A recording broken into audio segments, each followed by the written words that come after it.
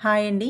మూత తీయగానే ఆ వాసనకే తొందరగా తినేస్తే బావుండు అనిపిస్తుంది. అంత టేస్టీగా ఉండే ఈ చిన్న చేపల పులుసు ఎలా రెడీ చేసుకోవాలో వాచ్ చేయండి.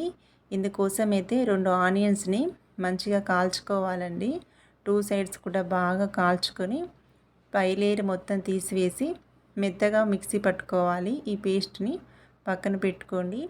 ఈ చిన్న చేపల పులుసు కోసం ఇక్కడ కొన్ని చిన్న చేపలు, రవ్వలు, అలానే చందమామలు, ఒకటి 2, 3 రకాల చిన్న చేపలు అయితే ఉన్నాయండి. వాటన్నింటిని కూడా ఉప్పు, పసుపు, నిమ్మరసం వేసుకొని బాగా కడుక్కొని పక్కన పెట్టుకోవాలి. స్టవ్ మీద గిన్నె పెట్టుకొని ఆయిల్ పోసుకొని ఆయిల్లో పేస్ట్ చేసుకున్న ఆనియన్స్ పేస్ట్ అయితే యాడ్ చేసుకోవాలి. ఈ పేస్ట్ పచ్చివాసన పోయేంత వరకు ఫ్రై చేసుకొని కొంచెం పసుపు యాడ్ చేసుకోవాలి. పసుపు, ఆనియన్స్ అన్నీ చక్కగా ఫ్రై చేసుకున్న తర్వాత ఇందులోకి కారం, ఉప్పు, ధనియా పౌడర్ ఇవన్నీ యాడ్ చేసుకోవాలండి. అల్లం ఎల్లిగడ్డ పేస్ట్ అయితే ఫ్రెష్ది వేసుకోండి. అప్పుడే పులుసు అనేది చాలా బాగుంటుంది. ఈ పులుసు కూరల్లో ఖచ్చితంగా మనం కల్మాక యాడ్ చేసుకుంటేనే టేస్ట్ అయితే బాగుంటుందండి. మెంతులు, జీలకర్ర ఫ్రెష్గా వేయించుకొని పౌడర్ చేసుకుంటే బాగుంటుంది.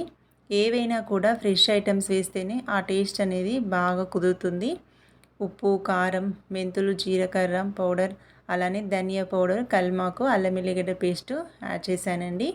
టేస్ట్ సరిపడా ఉప్పు, కారాలు, చింతపండు నానబెట్టుకొని రసం అయితే ఇందులో పోసుకోవాలి.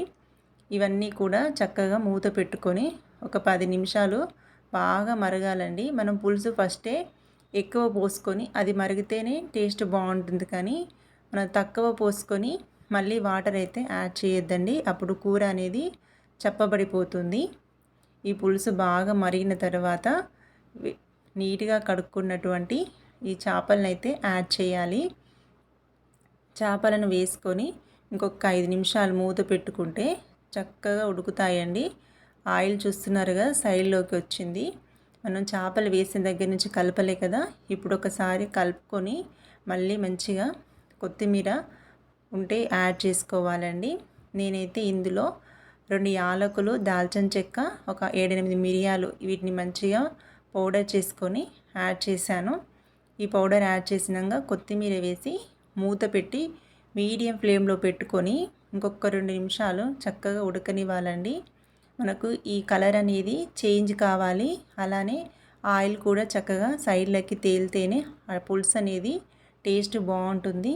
చూస్తున్నారు కదా, కలర్ అంతా చేంజ్ అయిపోయింది, అలానే ఆయిల్ కూడా చక్కగా పైకి తేలుతుందండి. ఏవైనా మనం పులుసు కూరల్లో ఖచ్చితంగా కొంచెం కల్మాకు వేసుకుంటేనే టేస్ట్ అయితే బాగుంటుంది. ఈ విధంగా చాలా సింపుల్గా రెడీ చేసుకోండి. ఎంతో టేస్టీగా ఉండే ఈ రెసిపీ మీకు నచ్చినట్లయితే మన ఛానల్ని సబ్స్క్రైబ్ చేయండి.